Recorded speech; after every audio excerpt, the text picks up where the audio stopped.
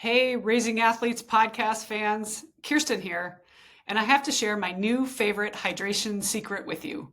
Corvive's Hydrate in pink lemonade. If you're looking for the ultimate hydration boost, this is it. Corvive's Hydrate is an NSF certified for sport, trusted by 4 Major League Baseball teams and 3 military bases. With 6 grams of pure organic cane sugar, it ensures you absorb all the electrolytes you need. And get this, it has 3 times the electrolytes and 4 times less sugar than those leading brands. Plus, it's developed using the World Health Organization's standards for oral rehydration solutions, making it the equivalent of a bag of IV fluids. Best of all, there are no artificial dyes or sweeteners. It's so perfect for the entire family. You can drink it any time of day, before, during, or after workouts or sports. So say goodbye to sugary juices and hello to superior hydration with Corvive's Hydrate in pink lemonade. Visit corvive.com. That's CORVIVE.com. And use promo code Kirsten. That's KIRSTEN for 30% off your order. Try it today and feel the difference. I'm so kind of sad. I don't sit. That is so funny. So I'm so sorry if I was squeaking the chair. You I were can't sit still. Oh. I always have to have a drink in my hand. Or a glass of So water. I kept doing this. Trying to be really casual. Well, you're doing this, and that's I your was doing this. squeeze. It's like, yeah, it's like I said, there's someone squeaking. Why didn't there. someone say something to me? Because it's part of being in the live podcast. Okay, whatever. You'll be able to hear it. Oh, wait, do we need our questions? Oh yeah. I mean, if you want to, or you, Well, well, you you guys took want to. all the time to write them down. I tried. Well, I just wanted you guys to see what Those I are was good thinking, ones. and I was trying. Yeah. Can't read them because they're too small. But they're good. I had it was like 14 point, dude. I'm our team. Somehow it just went way- If you need me and not use glasses, I can read it. These? This one? Well, this is what I said. Oh. Do we want to actually have like a script? No. Because it said the Raising Athletes podcast. No, not the script, but just that we hit. I liked your questions. They were good. Yeah. Okay. But we do need to start because we're talking about, we cover topics of interest to parents, mental, blah, blah, blah. In today's holiday themed episode, we will discuss how the holiday season provides valuable time for reflection, goal setting. Thank you, Jax. Thank you. I Yeah. love that. I Aw. love that. Thank you so much. Yeah. So, All right. we could say some version of that just because it's, Sweet. no, that was, Oh, I'm sorry. that. These notes.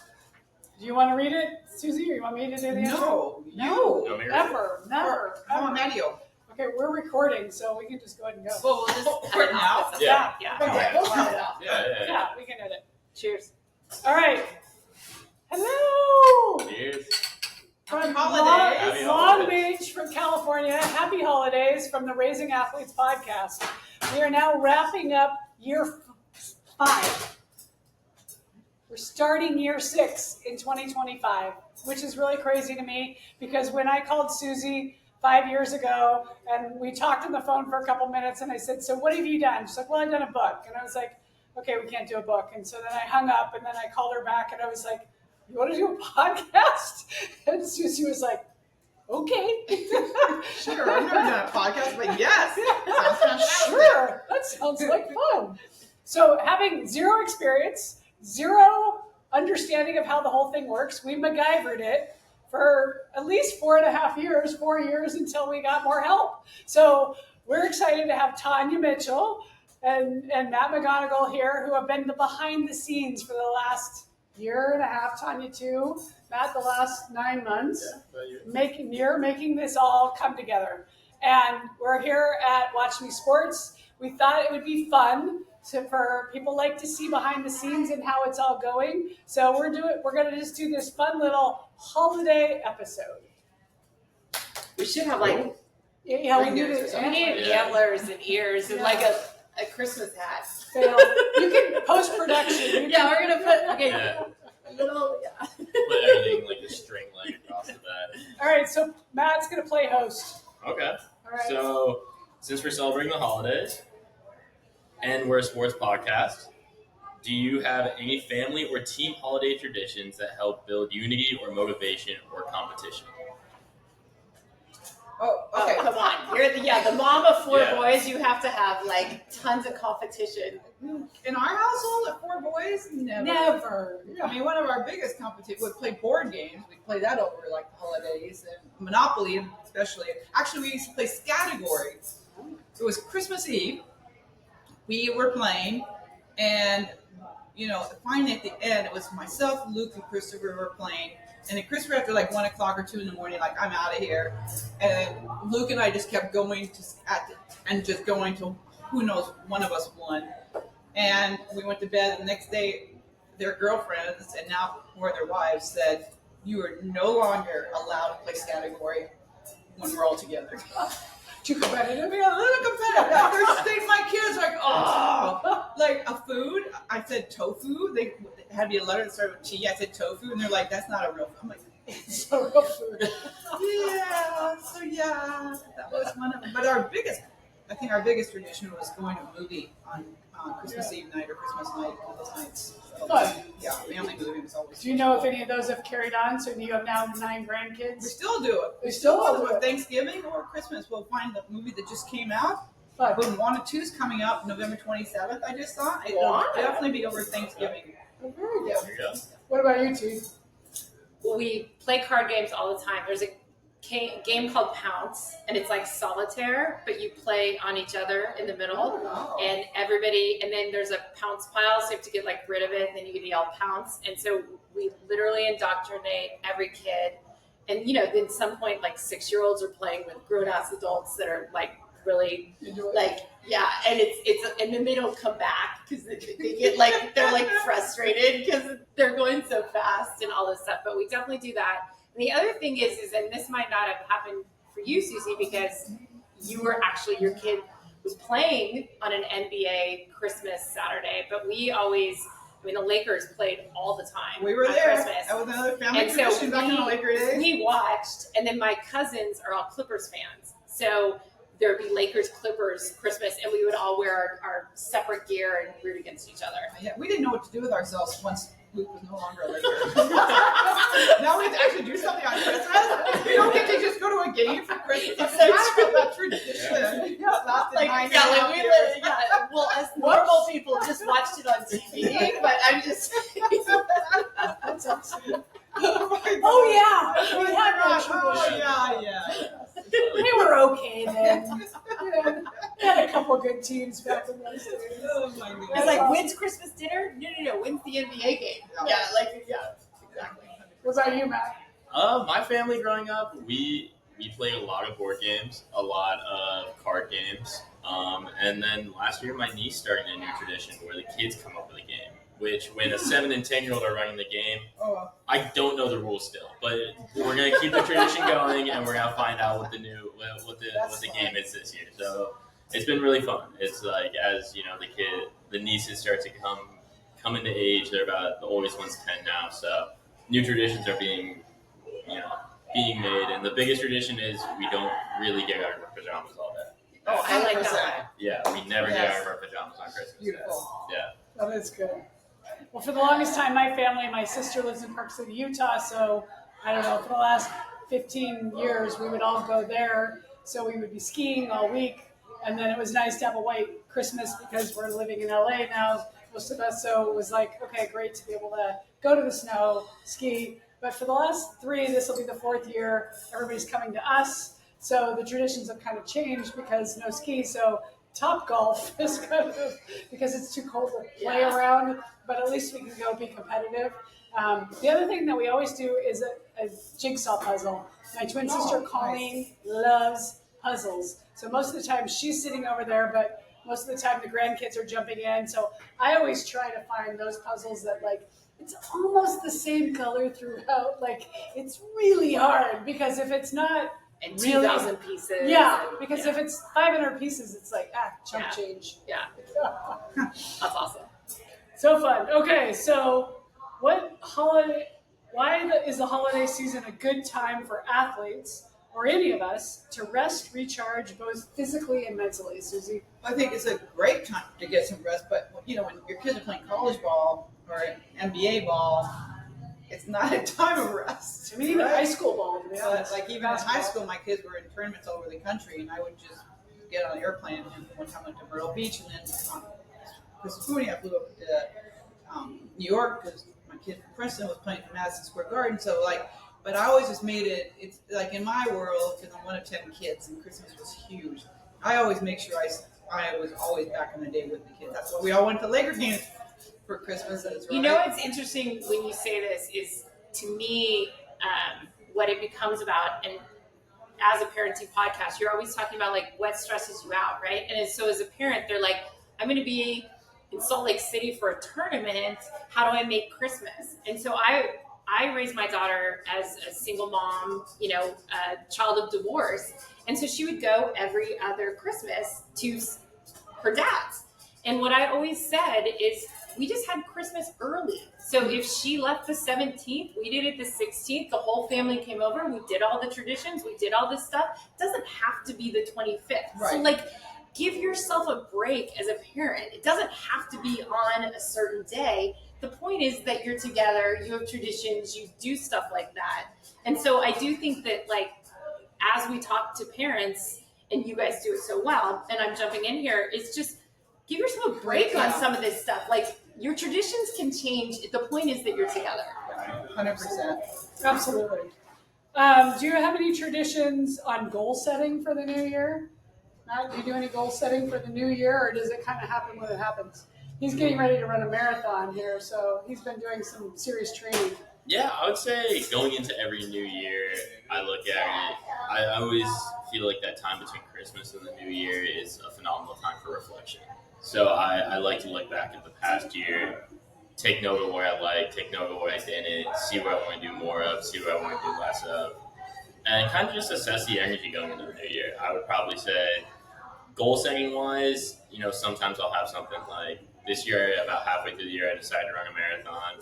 But, you know, how many New Year's New Year's resolutions end up in the can? So I try not to like force myself into, okay, this year I'm going to be this. It's more of like, as the year comes, those goals will kind of come to me. And, you know, I wouldn't say like I have a huge goal setting list of like, I want to do an Ironman or run a marathon or this, that, or whatever, but I want to be better than I was the year before. And at the end of the day, that's all I'm really trying to do. What we measure expands. So Yeah. if we are actually putting measurables together, I think one of our top episodes was our goals, the goal setting one, or you and I did, I think a couple years ago. So I think we may need to do another one, right? Yeah. Because when you put some intention into the ether, I started a Intention tradition. equals results. Yeah. So you can't have results without the intention, right? I started, I think 6 or 7 years ago with my kids of New Year's Eve, because we all want to go to bed by 10, the parents do. We do vision board exercise that night. And what a great way to start the new year of at least being able to articulate, you know, filling out, like, this is what I feel like is going well. This is what I would like more in my life. And again, not that it has to be hard and fast, but it just gives you that chance to pause and say, oh, I do want to have, I remember the one year we had just moved to Los Angeles. Parker was 12 and he didn't know anybody. And he just said, I want more friends. And I was like, I think that's a great goal.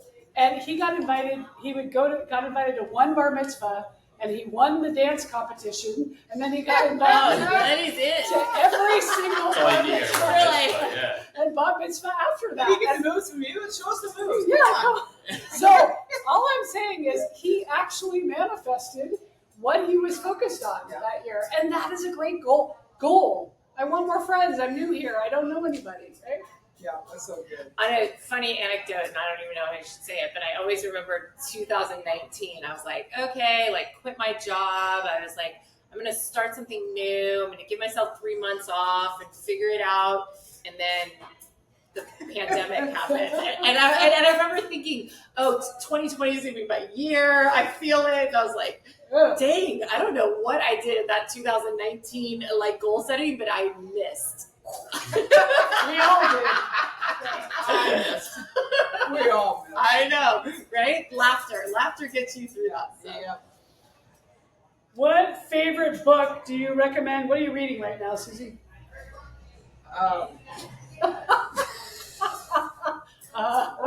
Anything or listening to? I just finished reading the book called The Women. Oh, It's yeah. about the nurses that went over to Vietnam. World War II? Which, Vietnam. Vietnam. Okay. Yeah, so it was like my era. Yeah. My friends were heading over there too. Okay. So it was really very moving, and it actually gets a very beautiful woman perspective too of the war and what they went to and through being there. Yeah. And it's so empowering. I mean, I highly recommend to everybody. I have it on my bookshelf. I haven't read it yet because So somebody said it is heavy. Yeah. But it's good. inspiring. Yes. Yeah, and the backstory. So my book coach who helped me write my book, he wrote a book called The Nightingale with this woman who was there. Oh, I read that after The Woman. And The Nightingale. It's amazing. Yeah, and The Women was inspired by that book. Yes. Yes. Both of those books are fantastic. Amazing, right? Yeah, so cool. What about you, T? What are you reading? I mean, you guys are deeper than me. So I'm reading, I just read Fourth Wing, which is like a young adult, storming the castle. I have that in my. It's really fun. It's like it's a Katniss Everdeen, Hunger Games. I would like that. It's a woman. She becomes like a dragon rider. So it's stuff like that. Yeah. So I love stuff like that. I have book one and book two sitting there. I actually dream about the character. So I love fiction. These guys do a lot of nonfiction, and I don't live in a lot of nonfiction. I've always gone down the road of fiction, and I love getting lost in somebody else's world. I love historical novels. Those are cool. That's how I learned about history. Yeah, no, that's true. I read romance novels at one point in time that I could tell you a prince to a duke to an earl to and it was all because they were all in these romance novels, which is ridiculous. And for a youngin, what are you reading? Right now, I'm actually reading. I go back and forth. I'm on a fiction grind right now. I'm reading a Japanese book that's translated to English. It's a series actually, so I'm on the third or fourth book. It's called Before the Coffee Gets Cold. So It's about a time traveling cafe where people can go back in time, and there's a lot of rules to it. So you can't change anything about the future. You can't do anything. You can't change anything about the future. You can only be there until the coffee gets cold, and then you can only sit in one chair, and then you get dragged back. And it's it kind of sounds like in Mr. Howell's Moving Castle. Do you know what I'm talking about? Like the Hayao Miyazaki. Yeah, I think it's written by that guy.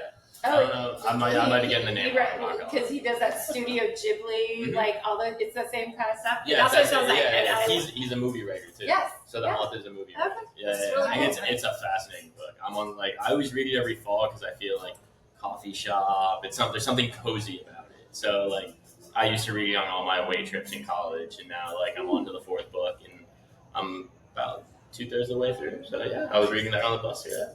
Awesome.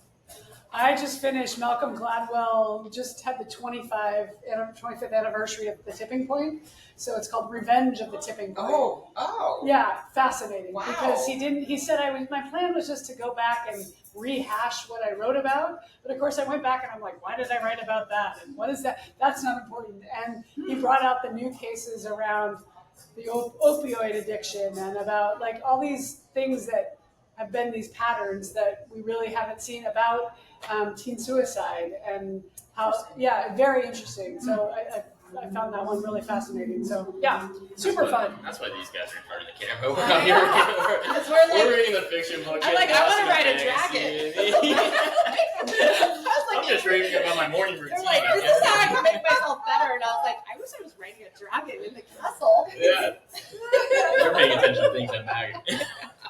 Okay, what's one thing your family has learned this year? What's one big lesson that you feel like has come up for you? Either it keeps coming up for you, or it was a new thing for you? The lesson with my family was when they lost their dad, and the lesson they learned though was how they already knew that the connection was so important, but the time they had with their dad those last few months were nothing like anybody you could experience without having an experience. Yeah. And so I know I've watched them change. I've watched how they parent differently as a result, because there was a lot of conversations around parenting with their dad, and it's been a beautiful thing to watch and see happening as kind of a silver lining.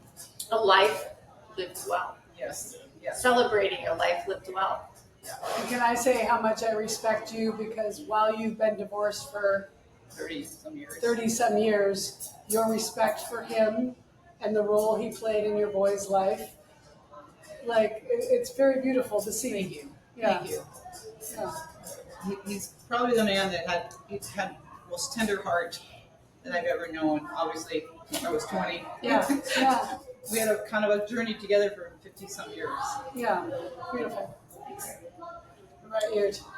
You've had my some gosh. family stuff go. I definitely have family stuff, but I mean, after that, come on, Suze, you were like so like hard. And I'm like, It's like, you gotta go there. Yeah.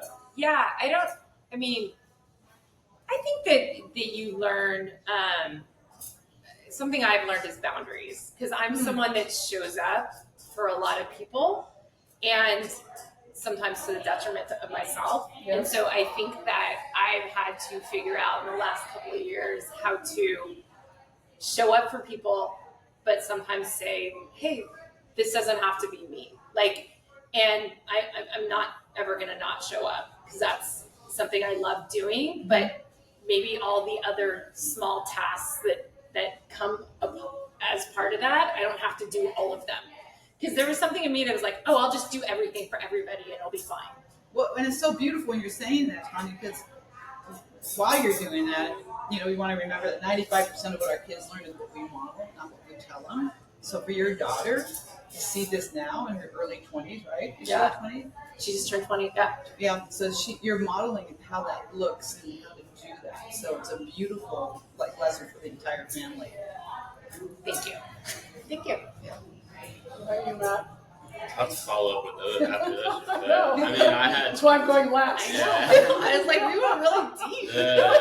What happened to our favorite elf movie? Yeah. Our favorite Christmas movie? Oh, we jumped out That was your next one. Yeah, So we'll let's light finish the up this mood. one. Go ahead, Matt.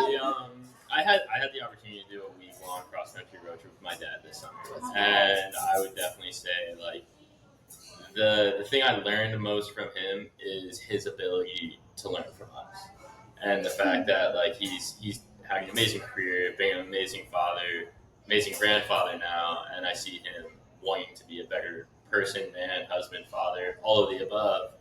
And, I already saw him as perfect. So the fact that he's willing to, like, sit in a car with me and wanting to sit in a car with me, I just see how valuable that time is. And, like, So good. I definitely was somebody who, like, my siblings lived so far away from me that I was the youngest by 7 years. So they were all out of the house by the time I moved to California.